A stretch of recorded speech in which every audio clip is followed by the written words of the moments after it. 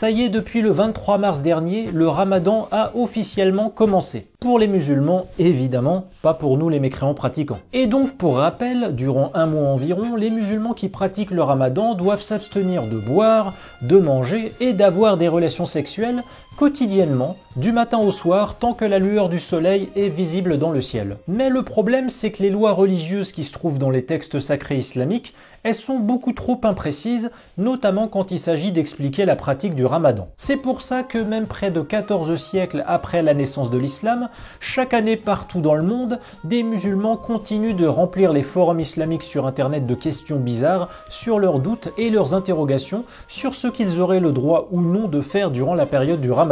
Je vous propose donc aujourd'hui un nouvel épisode de ces questions bizarres que seuls des musulmans se posent, mais un épisode spécial sur les questions les plus absurdes et parfois drôles que des musulmans se posent sur le ramadan.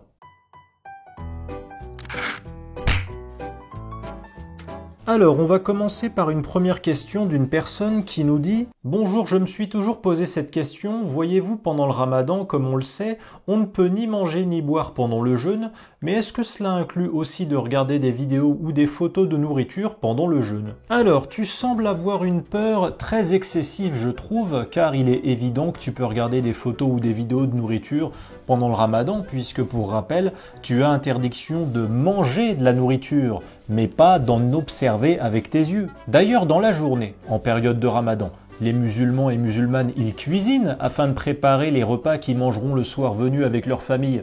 Et pour ça, il faut bien qu'ils observent les aliments qu'ils coupent, qu'ils épluchent ou qu'ils réchauffent avant le coucher du soleil. Et j'ai jamais entendu que pendant le ramadan, il y avait des familles musulmanes qui, par peur de regarder directement la nourriture en pleine journée, préféraient embaucher des cuisiniers aveugles qui vont leur préparer leur repas dans leur cuisine. Donc oui, a priori, tu as le droit de regarder la nourriture même en journée, que ce soit sur la table de ta cuisine, au supermarché, mais aussi en photo ou en vidéo. Question suivante, on a quelqu'un qui nous dit « Bonjour, je voudrais savoir si la colle de dentier annule le jeûne. Merci de votre réponse. » Alors, cette question paraît bizarre au premier abord, mais je crois qu'effectivement, il existe des colles pour dentier fabriquées avec des ingrédients naturels, genre de l'aloe vera ou une résine comestible, et il est peut-être possible, en effet, d'avaler une partie de la colle de son dentier à la fin de la journée avec le contact de la salive. Bref, je sais pas ce qu'Allah pense de la colle pour dentier et en définitive, je n'ai pas de certitude pour répondre à ta question, donc dans le doute, je pense que tu devrais peut-être passer tes journées du ramadan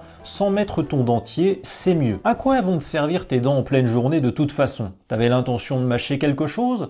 Non? Eh ben alors passe tes journées de ramadan sans dents et ne mets ton dentier qu'après le coucher du soleil si t'as rien à te reprocher. Et si t'as vraiment besoin de dents en journée, par exemple si t'es une hôtesse d'accueil qui doit accueillir les clients avec le sourire, eh ben ça t'empêche pas de sourire, tu souriras, mais sans dents. Alors sinon on a quelqu'un qui nous dit « Quand on fait le ménage chez moi, on déverse un tas de produits d'entretien avec une forte odeur. » Et bref, cette personne se pose la question suivante. Respirer de fortes odeurs de produits d'entretien annule-t-il le jeûne? Donc à nouveau, je rappelle le principe du ramadan, tu as interdiction de boire ou de manger de la nourriture.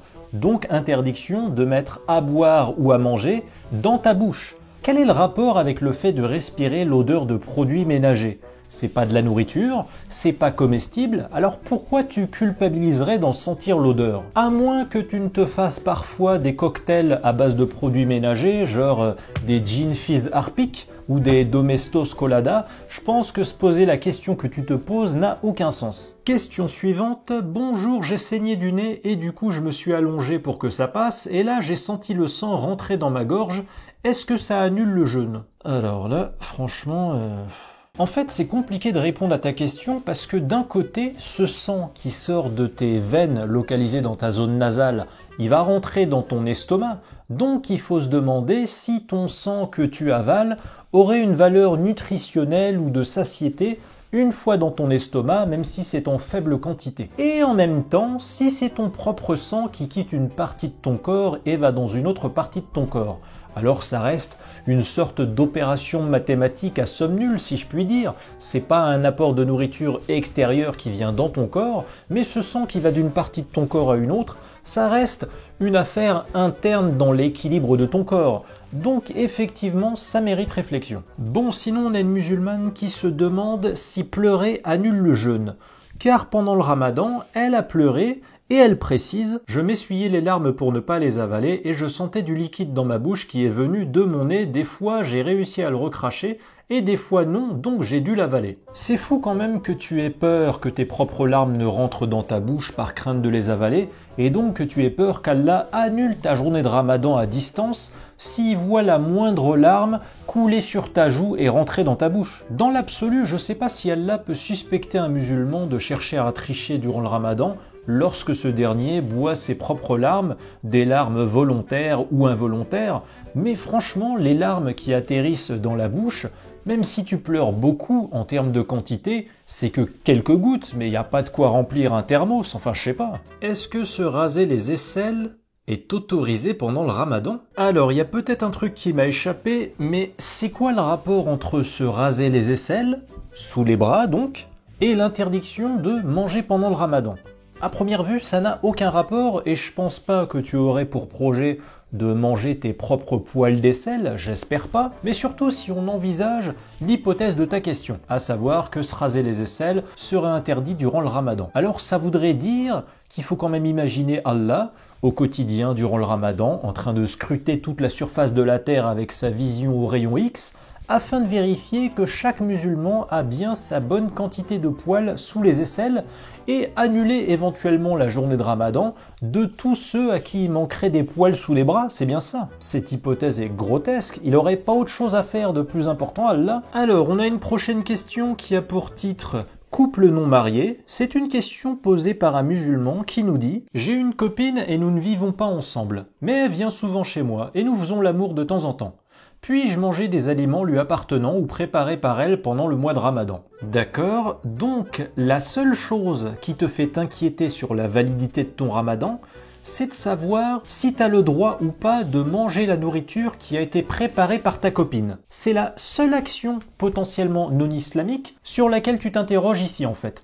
Tu vois pas autre chose, là comme ça, que tu ferais et qu'Allah désapprouverait? Non, parce que pour rappel, dans le Coran, Allah a quand même dit que les fornicateurs et fornicatrices qui font l'amour en dehors du mariage, ils doivent recevoir 100 coups de fouet et que c'est un lourd péché. Et c'est exactement ce que ta copine et toi vous faites. Du coup, on se demande pourquoi tu ne t'interroges pas sur la compatibilité avec l'islam de ton comportement quand tu fais l'amour en dehors du mariage avec ta copine.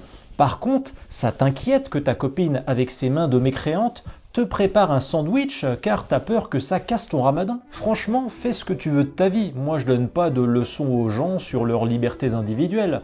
Mais tu devrais vraiment relire le Coran parce que, pour parler poliment, il n'y a pas que le pain de ton sandwich que ta copine n'a pas le droit de toucher avec ses mains, si tu vois ce que je veux dire. Alors, on a donc à présent une question un peu plus longue que je vais donc analyser petit à petit, phrase par phrase. Bonjour, j'aimerais votre avis avec des sources ou non.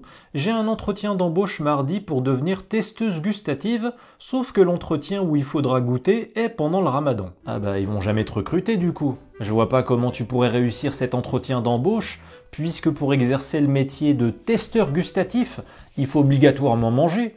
Or, manger, c'est justement ce que tu pourras pas faire là-bas puisque tu fais le ramadan. Je poursuis la lecture de ta question. Je me demandais si ça peut être considéré comme une dérogation et si je peux ne pas jeûner ce jour-ci. Ah, tu crois qu'un entretien d'embauche pour être testeuse gustative, c'est une raison valable de pas faire le ramadan dans l'islam?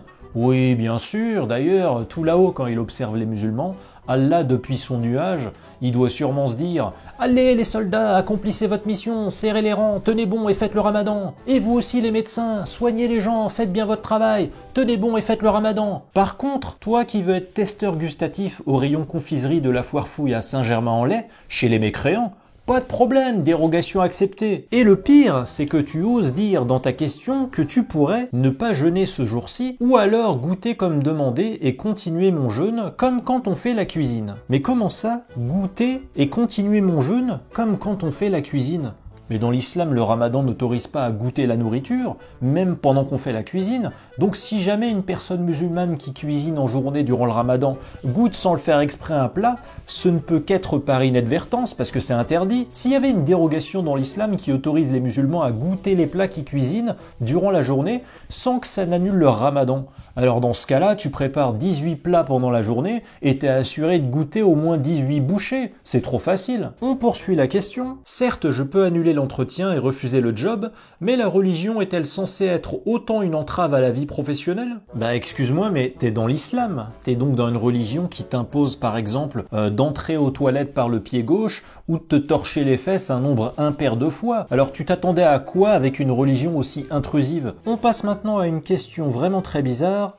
Est-ce que les hémorroïdes rompent le jeûne? Et on n'a pas plus d'explications que ça. Ça nous aurait pourtant bien aidé à comprendre ce qui se passe parce que les hémorroïdes à première vue, ça n'a rien à voir avec le principe du ramadan qui consiste à s'abstenir de boire et de manger par la bouche. Enfin, je sais pas c'est quoi le rapport direct. Donc, à moins que tu aies pour passion dans la vie de gober des flambis par ton derrière, je vois pas comment t'en es arrivé à te poser ce genre de questions. Alors, question suivante, question un peu olé olé. Salam les gens. En ce mois saint de ramadan, je voudrais savoir si regarder du porno sans se masturber annule-t-il le jeûne?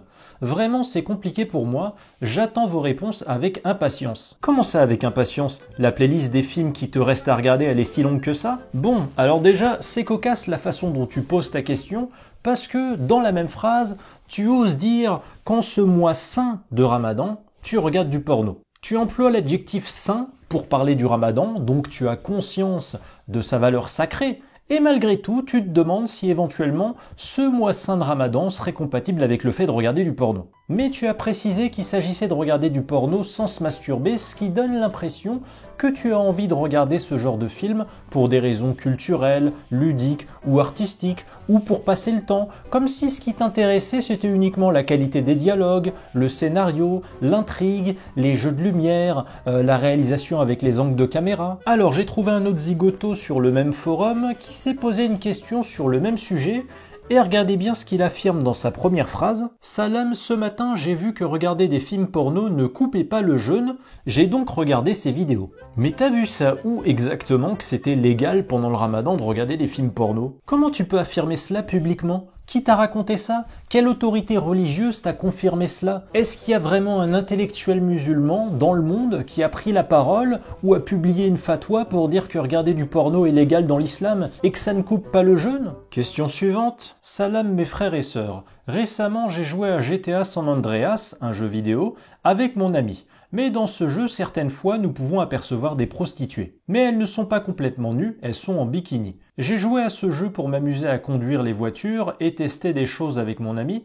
Mon intention en jouant à ce jeu n'était pas du tout pour voir ces femmes-là. En fait, dès que j'en voyais une, je détournais le regard pour ne plus la voir. Mais des fois, il m'arrivait de les regarder pendant une fraction de seconde, genre 0,2 secondes, avant de détourner le regard. Maintenant, j'aimerais savoir si cela brise mon jeûne et si je dois faire 60 jours de ramadan, car j'étais conscient du fait que ce jeu contenait des femmes comme cela qui apparaissaient. Vraiment, aidez-moi, cela me stresse énormément, j'en tremble littéralement, merci. Mais déjà, pourquoi tu te mets dans un état pareil pour ce jeu vidéo? Et ça rime à quoi de nous dire « Urgence s'il vous plaît » en majuscule, « Aidez-moi » ou bien « J'en tremble littéralement ». On croirait que t'es oppressé par une urgence médicale alimentaire ou judiciaire qui pèse sur toi, alors qu'à l'arrivée, tu nous racontes seulement que tu as aperçu durant 0,2 secondes des femmes en bikini sur un jeu vidéo dont les graphismes, sans vouloir les critiquer, imite tout juste passablement l'apparence humaine dans des lignes et des couleurs dignes d'une bande dessinée ou d'un cartoon grossier. Franchement, arrête de te prendre la tête et si tu veux être sûr de ne pas transgresser les tabous excessifs de ta religion vis-à-vis du sexe opposé, bah contente-toi de jouer à Tetris. Au moins, tu auras la conscience tranquille. Il y a des trucs qui s'emboîtent dans Tetris, mais tu verras, au moins, c'est pas des humains. Alors, on a une musulmane qui demande « Des pensées d'ordre sexuel annulent-elles le jeûne ?» Mais, une fois de plus, ce qui est interdit quand tu pratiques le ramadan, c'est d'avoir des relations sexuelles dans la réalité, et pas de voir cela avec ton imagination. Si, avec ta bouche, tu manges réellement un hamburger en plein jour durant le ramadan, ça rompt ton ramadan, oui, mais si tu penses seulement à manger un hamburger en plein jour, si tu te vois uniquement mentalement en train de le déguster, eh ben tu ne l'as pas dégusté en vrai, donc ça va pas rompre ton ramadan. Et ben c'est pareil pour tes pensées d'ordre sexuel, tu n'as fait l'amour avec personne, c'est juste une visualisation, une projection mentale, voilà, c'est une pensée dans ta tête. Alors il est où le problème? Bon, on a une question sur le thème du paranormal par un musulman qui demande deux choses. Je voudrais une explication de ce que nous savons à propos de l'enchaînement des démons pendant le mois de Ramadan, puisse Allah nous en protéger. Je voudrais encore une explication concernant la possibilité pour les magiciens de continuer leurs activités pendant ce mois béni. Qu'Allah les maudisse. Alors, ne le prends pas mal, mais il n'y a pas autre chose qui t'intéresse dans la vie? Qu'est-ce que ça change à ta vie que les démons soient enchaînés durant le mois de Ramadan ou pas? Quel impact concret ça a dans ta vie de savoir ça? Parce que les démons ou les magiciens qui jettent des sortilèges, déjà, ça n'existe pas dans les pays développés modernes normalement. On a des ingénieurs, on a des scientifiques, mais on n'a pas des magiciens, sauf si c'est pour divertir les gens à un comité d'entreprise ou à un anniversaire. Tous ceux parmi les musulmans qui vivent au quotidien en se méfiant des démons et des magiciens qui nous entourent, je sais pas, ils doivent avoir l'impression que leur existence sur Terre au quotidien, c'est comme un film Disney ou un film de science-fiction. Ils doivent se croire dans Harry Potter. Alors sinon, on a une question d'une personne qui se demande si un musulman qui était dans le coma durant le mois de Ramadan et n'a donc pas pu jeûner, doit rattraper son Ramadan. Voici un homme qui a été victime d'un accident de la circulation et a complètement perdu conscience pendant tout le mois béni du Ramadan. Ensuite, le généreux et incommensurable Créateur lui a rendu sa santé. Que doit-il faire en matière de rattrapage, du jeûne et de la prière? Bon, alors déjà, il s'agirait d'être un minimum lucide sur les faits.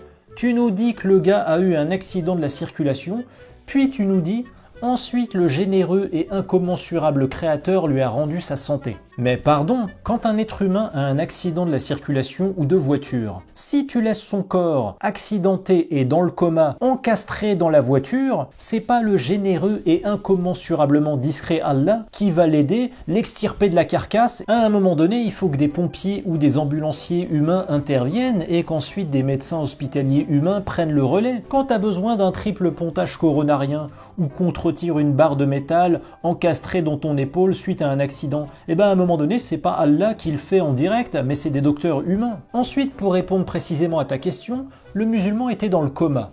Il avait quand même un petit peu une raison valable de manquer le ramadan et la prière, il me semble, puisque le principe du coma, c'est que tu es inconscient et que tu peux rien faire. Donc si Allah est strict au point qu'il faille rattraper ses prières et le ramadan à cause du coma, alors un musulman qui sortirait de 10 ans de coma, il aurait donc, attendez, je sors la fonction calculatrice, il aurait environ 10 mois de ramadan à rattraper, ça ok, d'accord, mais il aurait surtout 18 262 prières à rattraper, ce qui correspond à 5 prières par jour durant 10 ans. Je suis désolé, mais rien que la nouvelle de ça, ça devrait le choquer et le replonger dans le coma. Salam alaikum, alors voilà, cet été j'ai trouvé comme boulot caissier dans un supermarché. Cela fait quelques semaines que j'ai commencé. Je suis étudiant et je travaille afin de rembourser mes dettes, me payer quelques jours de vacances dans mon pays d'origine et payer une bonne partie des frais de scolarité de mon école pour l'an prochain. Seulement voilà, je vais faire très court, je suis de temps en temps en contact avec de l'alcool pour faire passer le code barre de l'article sur la machine, voire aller chercher une bouteille en rayon. Je ne peux pas quitter ce travail car financièrement mes parents ne peuvent pas m'assumer. Merci de votre aide car je ne sais plus trop où mettre de la tête à cause de ça. Mon ramadan s'annule-t-il au contact de l'alcool? Alors c'est intéressant parce que je pense que cette question est posée par un énième exemple de musulman branché sur Coran alternatif qui est adepte d'un islam à la carte et qui ne prend de sa religion que ce qui l'arrange. Je m'explique. Déjà, ce musulman est caissier dans un supermarché qui vend de l'alcool. Et il parle de vacances dans son pays d'origine. On peut donc supposer que ce musulman est un expatrié dans un pays occidental, la France par exemple, sans doute, qui est un pays non musulman où l'alcool est effectivement achetable en magasin. Et donc ce musulman s'inquiète de la possible annulation de son ramadan quand il sert et vend de l'alcool aux clients. Et c'est vrai que des textes sacrés islamiques interdisent non seulement la consommation, mais aussi la vente d'alcool. Mais moi je dis à ce jeune musulman étudiant, qui semble modeste financièrement, Sourate 4, verset 89, Allah a dit au sujet des mécréants, « Ils aimeraient vous voir mécréants comme ils ont mécru, alors vous seriez tous égaux. Ne prenez donc pas d'alliés parmi eux jusqu'à ce qu'ils émigrent dans le sentier d'Allah, mais s'ils tournent le dos, saisissez-les alors et tuez-les où que vous les trouviez, et ne prenez parmi eux ni alliés ni secoureurs. Allah dit donc ici aux croyants qu'ils ne doivent pas avoir les mécréants pour alliés ou pour secoureurs. Ils ne doivent pas les prendre pour alliés ou pour secoureurs. Alors si tu vis en France, dans notre pays mécréant, j'espère par exemple que tu ne vis pas en HLM, parce que l'habitation à loyer modéré, payée par la société française majoritairement mécréante, c'est un secours qui est apporté à ceux qui ont besoin d'un logement à prix modeste. Donc déjà, assure-toi de vivre dans un appartement dont le propriétaire est privé et non public. Idem si tu vis en résidence étudiante avec une bourse étudiante, pour ceux qui ont des revenus modestes. Pourquoi la France mécréante te donnerait une bourse alors que tu ne dois pas accepter l'alliance ou le secours des mécréants? Donc n'accepte pas leur aide financière à travers une bourse ou un logement étudiant. Et de toute façon, même si tu vis dans un appartement privé, ne demande pas d'allocation logement à la CAF, financée majoritairement par la société mécréante française. Tu ne dois pas avoir de mécréants secoureurs, pour rappel, selon Allah au verset 89 de la sourate 4. Pas de RSA avec lequel les mécréants te secourront non plus du coup. Et bien sûr, si tu as un souci de santé en France, tu ne vas pas pouvoir être secouru chez le médecin ou à l'hôpital mécréant de France par des infirmiers ou médecins mécréants, puisque tu ne dois pas faire des mécréants tes alliés ou secoureurs selon le verset 89 de la sourate 4 du Coran. Donc moi je veux bien que tu t'inquiètes de l'alcool que tu vends à des mécréants qui pourraient annuler ton ramadan, mais inquiète-toi aussi de ce que tu reçois des mécréants en retour, parce que c'est trop facile d'accepter l'aide d'alliés ou de secoureurs mécréants qui te soutiennent dans l'accueil sur leur sol, le logement, avec de l'argent ou avec des soins médicaux, car cela t'arrange évidemment, mais quand il s'agit de tendre une bouteille de vin que le mécréant doit acheter en retour au supermarché, là tout à coup tu joues au bon musulman pratiquant, tout à coup tu joues à l'apôtre d'escampette qui veut fuir le péché. Et on va finir par cette dernière question d'une musulmane qui se demande si elle doit poursuivre ou non son ramadan. Je me sens mal, j'ai le ventre qui gargouille toute la journée, j'ai comme un goût bizarre dans la bouche qui me rappelle celui du vomi mais je ne vomis pas, et j'ai très faim. Dois-je continuer le jeûne? Ok, donc, je récapitule. Tu hésites à poursuivre ton ramadan car tu as les symptômes du ramadan finalement. Bah oui, excuse-moi, mais ça rime à quoi de dire « j'ai très faim, dois-je continuer le jeûne ?» Oui, jeûner toute la journée donne très faim. C'est en effet un des symptômes du jeûne d'avoir très faim, je te le confirme. Tu dis « j'ai le ventre qui gargouille toute la journée » et tu dis aussi « j'ai comme un goût bizarre dans la bouche qui me rappelle le vomi mais sans avoir vomi ». Oui, c'est normal, tu fais le ramadan durant la journée. Donc finalement, on comprend pas bien ton questionnement. En résumé, tu veux arrêter le ramadan car le ramadan, ça te donne faim.